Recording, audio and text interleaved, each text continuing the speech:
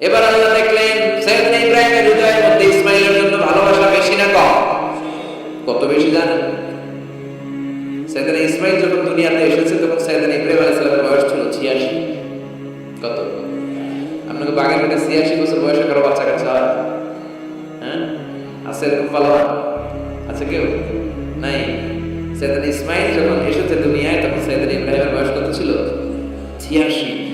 তার মানে 86টা বছর আল্লাহর কাছে কাঁদছে আর দোয়া করছে, আল্লাহকে সন্তান দাও দাও দাও, দেয় নাই।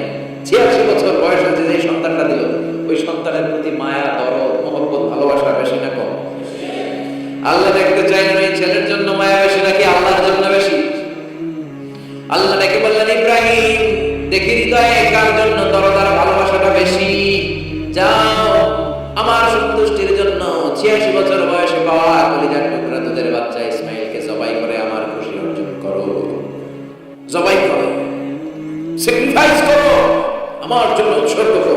এরপর ছেলের সাথে কি বললেন? আসলে নাই ফালাম্মা বালাগা মাআহু সাইয়া ক্বালা ইয়া বুনাইয়া ইন্নী আরা ফিল মানামি আন্নী আযবাহু ফানজুর মাযা তারা। দুধের বাচ্চা ছোট্ট ইসমাঈল ডেকে বলেন, ও ইসমাঈল, আমি স্বপ্নে দেখেছি আমি তোমারে জবাই করছি, এখন কি করব? সুবহানাল্লাহ। আমার আব্বা যদি আমার বলতো, আপনার বাবা যদি বলতো, আব্বা তোরা তো দেখছি স্বপ্নে জবাই করি, আমরা কইতাম আব্বা আমার দেখেন, আমার বড়টা দেখছে। কথা কও। আমরা বলতাম ছোটটা দেখছে, ওইটা জবাই করে, মাইজাটা করে, বড়টা করে, I know I have the know. সুবহানাল্লাহ কইবেন না? কি বাবা, কি ছেলে! ইন্নী আরা ফিল মানামি আন্নী আযবাহু ফানজুর মাযা তারা। ইসমাঈল, স্বপ্নে দেখেছি তোমারে জবাই করতেছি, কি করব কও? সাইয়েদনা ইব্রাহিম এই প্রশ্ন করার পরে সাইয়েদনা ইসমাঈল বললেন, ক্বালা ইয়া আবাতি ফাআল মা তুমার। বাবা, আপনি স্বপ্নে যা দেখেছেন ঠিক তাই করেন, যা দেখেছেন তাই করেন। আমগো পোলাও ওনার পোলাও সাতাজিদুনি ইনশাআল্লাহু মিনাস সাবিরিন। আব্বা আমি তো ডরাই না, আপনি ডরাই না। আমি ভয় পাই নাই, আমি ভয় আছে, আপনি ভয় পাবেন। আল্লাহু আকবার! কি ছেলে দিয়েছিল আল্লাহ তাআলা? ইফআল মা তুমার সাতাজিদুনি ইনশাআল্লাহু মিনাস সাবিরিন। ও বাবা, আপনি ভয় পাবেন না, ইনশাআল্লাহ আপনি আমারে ধৈর্যশীল দেখতে পাবেন, আপনি আমারে ধৈর্যশীল দেখতে পাবেন। তাহলে ছেলের সাথে কি কথা হয়েছে কোরআনে আছে না নাই? বলতে দেরি, ছুরি নিয়ে গলার মধ্যে ছুরি চালাতে 1 সেকেন্ড দেরি করে নাই। সুবহানাল্লাহ পড়ে। তার মানে এই পরীক্ষায় আল্লাহ বললেন, ক্বাদ সাদ্দাকতা রুবিয়া ইন্না কাযালিকা নাজজিল মুহসিনিন। ইব্রাহিম, ছুরি আর চালাবে না। ইসমাঈলকে মারা আমার উদ্দেশ্য না, তোমার হৃদয়টা দেখা উদ্দেশ্য। এই ইসমাঈল মরে গেলে তো সব ঘটনা উলটপালট লেগে যাবে, কারণ আখিরি জামানার পয়গম্বর বিশ্বনবী মুহাম্মদ রাসূলুল্লাহ সাল্লাল্লাহু আলাইহি ওয়াসাল্লাম এই ইসমাঈলের বংশে পৃথিবীতে আগমন করবে। চিল্লায় ঠিক কি না? ইসমাঈলকে বাঁচিয়ে রাখা আল্লাহর জন্য ওয়াজিব, আল্লাহ নিজের জন্য এটাকে আবশ্যক করেছেন। সুবহানাল্লাহ। কুড ইউ ইমাজিন কি স্যাক্রিফাইস তিনি করেছেন? প্রতিটা পরীক্ষায় পাস। পরীক্ষার ফলাফলে আল্লাহ কি বললেন? তোমার আমি কি বানাইলাম? নেতা। নেতা হওয়া এত সোজা না। লিডারশিপ কোয়ালিটিটা অনেক গুরুত্বপূর্ণ কোয়ালিটি, এটা চাইলেই পাওয়া যায় না। এটা নিজেকে তিলে তিলে পরীক্ষায় উত্তীর্ণ করে, কষ্টি পাথর দিয়ে যাচাই বাছাই হওয়ার পরে নিজেকে প্রমাণ করে করে নেতা হতে হয়। চিৎকার করে বলেন ঠিক কিনা? আল্লাহ বললেন, আমি আমার খালিলের খালি পরীক্ষার উপর পরীক্ষা নিলাম। যারে আল্লাহ ভালোবাসে বেশি তার জীবনে পরীক্ষা। বিশ্বনবীর আল্লাহ বোঝাতে চাইলেন, ও আমার নবী, আপনার জীবনটা পরীক্ষাময়।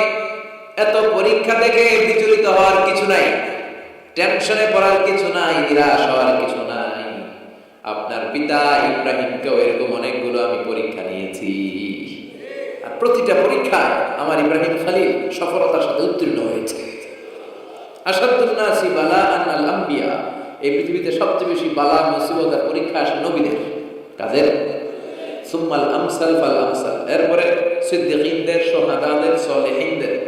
ইবতালা আর-রাজুলু হাসাবা দীনি। ব্যক্তির দিনদারি যত বেশি তার উপর আল্লাহর পরীক্ষা। এজন্য মুমিন পরীক্ষাতে ভয় পায় না, মুমিন কখনো বিচলিত হয় না, মুমিন ভরসা রাখে একজনের উপর। চিল্লায় বলেন তিনি কে?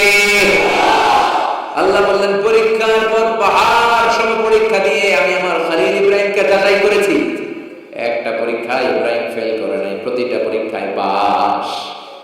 এগুলো বলে বলে বিষ্ণুনবীর আল্লাহ সান্ত্বনা দিচ্ছেন, নবী ওরা আপনারে গালি দেয় জাদুকর বলে, ওরা আপনারে গালি দেয় গণক বলে, ওরা আপনারে কবি বলে গালি দেয়, ওরা আপনারে পাগল বলে গালি দেয়, একটার পর একটা পরীক্ষায় আপনি জর্জরিত হচ্ছেন। নবী আপনার পিতা ইব্রাহিম তার চেয়েও বেশি পরীক্ষায় পড়েছে। দুনিয়াতে আমরাও যারা পরীক্ষার শিখা, আমরাও সাইয়েদনা ইব্রাহিমের জীবনী থেকে শিক্ষা নেওয়ার দরকার আছে না নাই? গালি আসবে, মন্দ কথা আসবে, বিপদ আসবে, জেল জরিমানা আসবে, ঝুঁকি আসবে। এই ঝুঁকি আর রিস্কের মধ্য দিয়ে কালিমার দাওয়াতের প্রচারের কাজ করতে হবে। চিল্লায় এখন ঠিক কিনা? এটাই মুমিনের বৈশিষ্ট্য।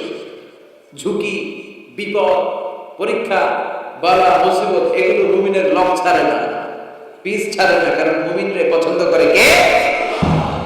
মুমিন খুব ভালো করেই জানে বিপদের পরে বিজয় দান করবে কে।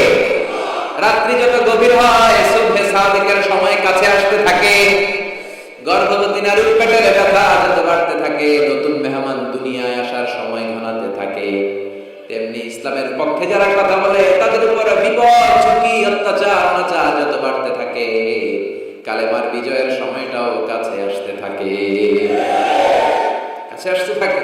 এই নাজরানা আমাদেরকে দিতে হবে। পরীক্ষায় আমাদেরকে সাইয়েদনা ইব্রাহিমের মতো উত্তীর্ণ হতে হবে। জালিমরা বেশি দিন থাকতে পারে না, এটা ইতিহাস সাক্ষী। কথা বলেন, যারা জুলুম করে তাদের জন্য তো সাহায্য নাই, যারা মাজলুম তাদের জন্য সাহায্য। বদরের প্রান্তরে 313 জন মাত্র দরিদ্র, গরিব, মাজলুম সাহাবী, তাদের জন্য আকাশ থেকে ফেরেশতা দিয়ে নুসরাত সাহায্য করেছে কে? তার মানে মাজলুম আল্লাহর পক্ষে আর জালিমের বিপক্ষে, ঠিক কি না? জালিমের জন্য কোনো সাহায্য নাই, বরং দুনিয়ায় যারা জুলুম করে তাদের ক্ষমতা বেশি দিন থাকে না। ফেরাউন বেশি দিন থাকে নাই, থাকছে? নমরুদ বেশি দিন থাকে নাই, থাকছে? থাকতে পারে না। যারা দুনিয়াতে রক্ত ঝরায় এরা থাকতে পারে না, বরং যাদের রক্ত ঝরে তাদেরকে আল্লাহ বিজয় দিয়ে দেয়। আর যারা রক্ত ঝরায় এদের শেষ রক্ষাও হয় না, এরা জান নিয়ে পালাবার সুযোগ পায় না। কথা বলেন। এজন্য পরীক্ষা আসলে মুমিন ভয় পাবে। মুমিনের হৃদয়ে ভয় আছে কার? চিল্লায় বলে আল্লাহর ভয় নিয়ে থাকতে হবে। সাইয়েদনা ইব্রাহিমকে একটার পর একটা পরীক্ষায় আল্লাহ ফেলেছেন, একটার পর একটা পরীক্ষায় আল্লাহ ফেলেছেন, কিন্তু এই পরীক্ষায় তিনি গোল্ডেন ক্লাস। সুবহানাল্লাহ। রব্বুল আলামিন বলেন, ওয়া ইয বিতালা ইব্রাহিমা রাব্বুহু বিকালিমাতিন ফাতাম্মাহুন্না ক্বালা ইন্নী জাইলুকা লিন-নাসি ইমামা। ও খলিল, একটার পর একটা পরীক্ষা আমি তোমার জীবনে নিয়েছি। বিশ্বনবীরা বললেন আমার ইব্রাহিমের উপর একটার পর একটা পরীক্ষা আমি নিয়েছি, ইব্রাহিম প্রতিটা পরীক্ষায় পাস।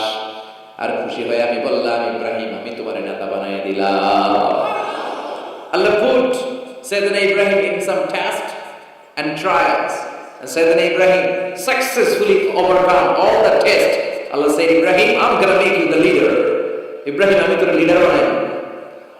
এই ফলাফল স্বরূপ তোমার আমি গোটা বিশ্বের নেতা বানাই দেব। I'm gonna make you the leader. এজন্য সাইয়েদনা ইব্রাহিমকে নেতা বানাই দিলেন কে? একটার পর একটা পরীক্ষা তিনি দিয়েছেন। একটাও সাধারণ পরীক্ষা ছিল না, সব ভয়ঙ্কর পরীক্ষা। পরীক্ষাগুলো ছিল অগ্নি পরীক্ষা। পরীক্ষা নাম্বার 1 ইলকাহু ফিন্নার, আগুনের পরীক্ষা। নমরুদ বলে, ইব্রাহিম ঈমান ত্যাগ করো, না হলে আগুনে ফেলবো। কোথায় ফেলবো? সাইয়েদনা ইব্রাহিম বলে, আমার জীবন যাবে কিন্তু ঈমান যাবে। ঈমানের পথে অবিচল থেকে আমার মরণ যেন হয়। তোমারই কাছে মিনতি আমার, তোমারই কাছে মিনতি আমার, মহামহিম দয়াময়। ঈমানের পথে অবিচল থেকে আমার মরণ যেন হয়। পড়ে যাবে। নমরুদ বলে, ইব্রাহিম ঈমান ছাড়ো, তারা আগুনে ফেলবো। ইব্রাহিম বলে, জীবন যাবে কিন্তু ঈমান যাবে। তার মানে পরীক্ষায় পাস, আগুনে ফেলে দেয়া হলো। ঈমান হারা করতে পারে না নমরুদ। তার মানে আগুনের পরীক্ষায় কি ফেল না পাস? পরীক্ষা নাম্বার 1। পরীক্ষা নাম্বার 2 আল্লাহ বললেন, ইব্রাহিম কলিজার টুকরা সন্তান ইসমাইলকে আর প্রিয়তমা স্ত্রী হাজারকে মক্কার ধুধু প্রান্তরে রেখে আসো, যেখানে কোনো মানুষ নাই, কোনো পাখি নাই, কোনো প্রাণী নাই, কোনো খাওয়ার পানিও নাই, কেউ নাই, জনমানব শূন্য এলাকার মধ্যে ফ্যামিলির সবাইকে রেখে আসো, ইসমাইলকেও রেখে আসো, হাজারকেও রেখে আসো। কোনো টু শব্দ করলেন না, সেদিন ইব্রাহিম কিছু জিজ্ঞেস করলেন না, বলার সাথে সাথে ওনার স্ত্রী আর কলিজার টুকরা বাচ্চাটারে মক্কার ধুধু প্রান্তরে রেখে দিয়ে আসলেন। এই পরীক্ষায়ও কথা বলেন, এই পরীক্ষায়ও আমাদেরকে যদি আল্লাহ বলে যাও তোমার সন্তান তোমার স্ত্রীকে রেখে আসো সাহারা মরুভূমিতে, পারবেন? হ্যাঁ, কি পরীক্ষা দিয়ে আল্লাহ প্রিয় হয়েছে। তার মানে আগুনের পরীক্ষায় পাস, ফ্যামিলি বিসর্জন দেওয়ার পরীক্ষায় পাস,